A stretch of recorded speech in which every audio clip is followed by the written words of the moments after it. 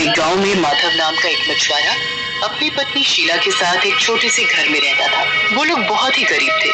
कभी कभी तो उन लोगों को भूखा सोना पड़ता था। वो लोग बड़ी ही दुख की जिंदगी जी रहे थे और ऊपर से माधव और शीला का कोई बच्चा भी नहीं था, जिस वजह से शीला बड़ी ही उदास रहती थी। एक दिन जब माधव मछली पकड़ रहा होता है तो उसके जाल में एक बहुत बड़ी मछली फंस जाती है।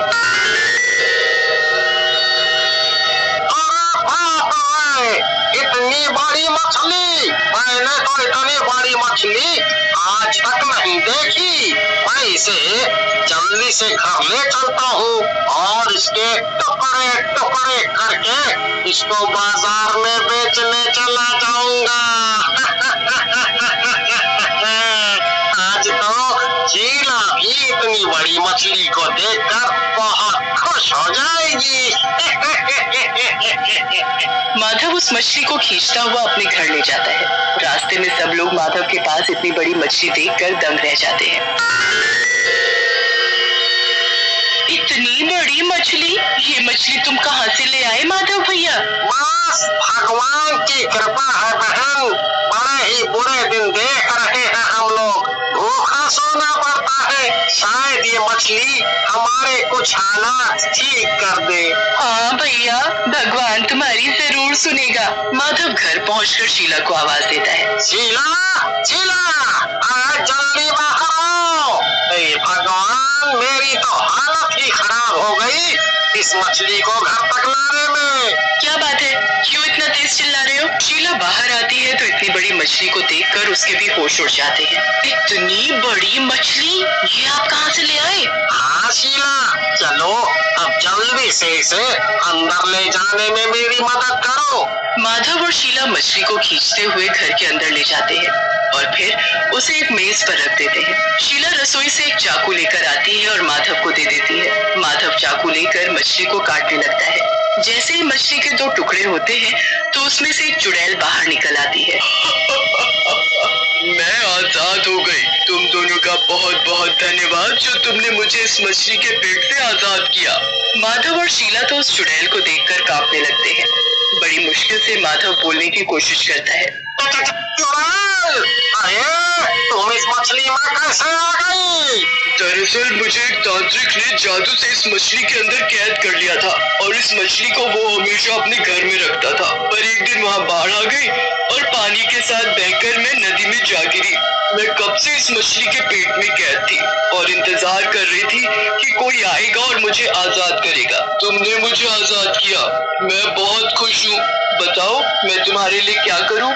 तुम जो बोलोगे मैं वो कर सकती हूँ। क्या सच में? पर चुड़ैल तो बुरी होती है ना, तो तुम हमारी मदद क्यों कर रही हो? हाँ, चुड़ैल तो बुरी ही होती है। मैं भी एक बहुत बुरी चुड़ैल थी, इसलिए ही तांत्रिक ने मुझे इस मछली के अंदर कैद करके अपने घर में रख रखा था ताकि मैं किसी को कोई नुकसान ना पहुंचा सकूं। उसने मुझे कहा था कि जब तक मैं सुधर नहीं जाती वो मुझे आजाद नहीं करेगा। मैं इतने साल इस मछली के अंदर रही और बस तभी मैंने सोच लिया था कि अगर मैं कभी आजाद हुई तो एक अच्छी चुड़ैल बन जाऊंगी। पर हम कैसे यकीन करें कि तुम एक अच्छी चुड़ैल हो? कहीं तो हमसे झूठ तो नहीं बोल रही और मौका देखकर हमें मार तो नहीं दोगी? नहीं, बिल्कुल नहीं। तुम मेरा यकीन करो, मैं ऐसा कुछ भी नहीं करूंगी। अच्छा तुम मुझे बताओ कि क्या तुम्हारी जिंदगी में कोई दुख है? क्या तुम्हें किसी चीज की जरूरत है? मैं अभी जादू से तुम्हारे लिए ला सकती हूँ। नहीं नहीं, हमें कुछ नहीं चाहिए, बस तुम यहाँ से चली जाओ, हम उसी में खुश हैं। हाँ सच में, और हम बहुत डरे हुए हैं, तो बस तुम यहाँ से चली जाओ, हमारे लिए वही काफी है। चुड़ैल माधव और शीला की बात मान जाती है और बाहर एक पेड़ के नीचे जाकर बैठ जाती है। चुड़ैल को इस बात का बड़ा दुख लगता है कि उन दोनों में से किसी ने उस पर यकीन नहीं किया। जब मैं बुरी थी तो लोग मुझसे डरते थे, आज मैं अच्छी बन गई तो कोई मुझ पर यकीन नहीं कर रहा। आज मैं इनकी वजह से आजाद हुई हूँ, मुझे इनके लिए कुछ न कुछ तो जरूर करना है। क्यों न मैं छुपकर खिड़की से देखूं? चुड़ैल माधव के घर की खिड़की पर जाकर खड़ी हो जाती है और चुपके से उन दोनों की बातें सुनने लगती है। माधव और शीला अपने घर के बुरे हालातों के बारे में परेशान हो रहे होते हैं। ऐसे कब तक चलेगा जी? कब तक हम ऐसे भूखे सोते रहेंगे? मैं कुछ न कुछ जरूर कर लूंगा शीला, तुम परेशान मत हो। बस परेशान होने वाली तो बात ही है, घर में खाने को नहीं है। रोज तुम इतनी मेहनत करते हो पर मुश्किल से कभी 2-4 मछली पकड़ पाते हो। ये घर भी इतना कमजोर हो गया है कि एक आंधी में उड़ सकता है और ऊपर से आज तक मुझे भगवान ने एक बच्चा तक नहीं दिया। हमारी जिंदगी में बस दुख ही दुख है और कुछ नहीं। शीला बहुत रोती है और माधव भी उसके साथ बैठकर रोने लगता है। दोनों को रोते देख चुड़ैल को बहुत ही दुख होता है। वो जल्दी से अपना हाथ घुमाती है और माधव और शीला के सामने तरह तरह का खाना आ जाता है। खाना देखकर दोनों चौंक जाते हैं। ये कैसे हो गया? ये तो चमत्कार है। सच में जी, लगता है भगवान को हमारे हालातों पर तरस आ गया है। चलो अब तुम जल्दी से खाना खा लो।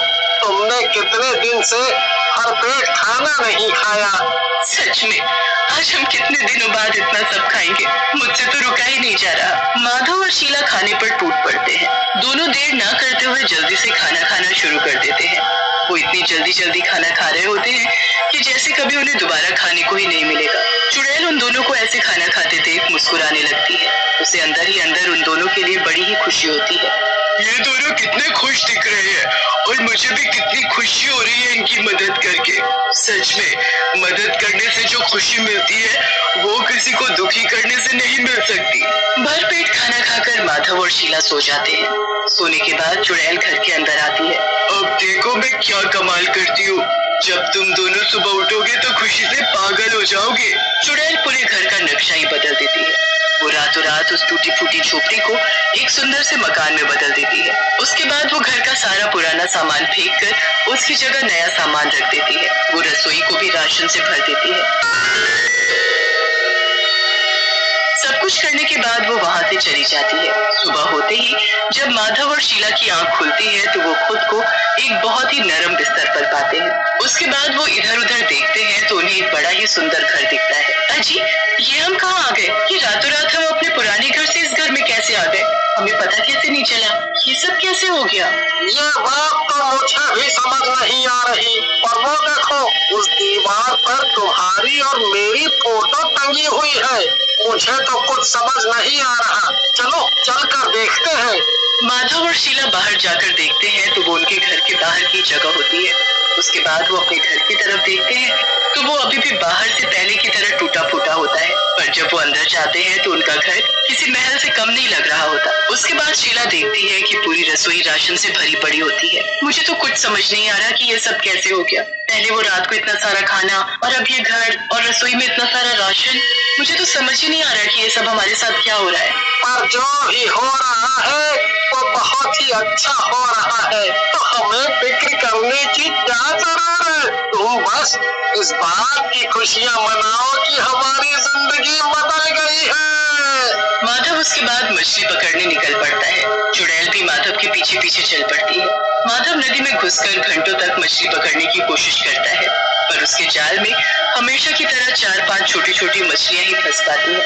माधव हमेशा की तरह निराश हो जाता है। चुड़ैल माधव को दूर से देख रही होती है। चुड़ैल को माधव के लिए बड़ा ही दुख होता है, इसलिए वो अपने जादू से माधव के जाल में ढेर सारी मछली फंसा देती है। माधव तो इतनी सारी मछलियां देख खुशी से पागल ही हो जाता है। वो सारी मछलियां बाजार में बेचकर घर पहुंचता है। जब वो शीला को सारी बात बताता है तो शीला भी खुशी से झूम उठती है। सब कुछ कितना अच्छा हो गया है। काश हमेशा सब कुछ ऐसा ही रहे और भगवान बस जल्दी से मुझे एक बच्चा और दे दे। चुड़ैल चुपके से उनकी बातें सुन रही होती है। इनको अभी तक समझ नहीं आया कि ये सब मैंने किया है। खैर, मुझे तो बस इनकी मदद करनी थी जो मैंने की और मुझे उस बात की बड़ी खुशी है। अचानक माधव की नजर चुड़ैल पर जाती है। उसे अब समझ आ जाता है कि ये सब उसी चुड़ैल ने ही किया है। मैंने तुम्हें देख लिया है, इसलिए छिपने की जरूरत नहीं है। और मुझे समझ आ गया है कि ये सब तुमने किया है। हाँ, ये सब मैंने ही किया है। मैं बस ये साबित करना चाहती थी कि मैं एक अच्छी चुड़ैल हूँ। सच में तुम एक बहुत ही अच्छी चुड़ैल हो। तुमने तो हमारी जिंदगी ही बदल डाली। हम तुम्हारा धन्यवाद कैसे करें? पर अभी भी तुम्हारी जिंदगी में एक चीज की कमी है, इसलिए मैं तुम्हारे लिए ये फल लाई हूँ। तुम इसे सूरज उगने पर खा लेना, फिर जल्दी ही तुम माँ बन पाओगी। शीला वो फल ले लेती है और सूरज उगने पर खा लेती है। जल्द ही उनके घर में जुड़वा बच्चे जन्म लेते हैं, जिसमें एक लड़का और एक लड़की होती है। माधव और उसका परिवार खुशी खुशी रहने लगते हैं और वो चुड़ैल माधव की तरह बाकी लोगों की मदद करने के लिए चली जाती है।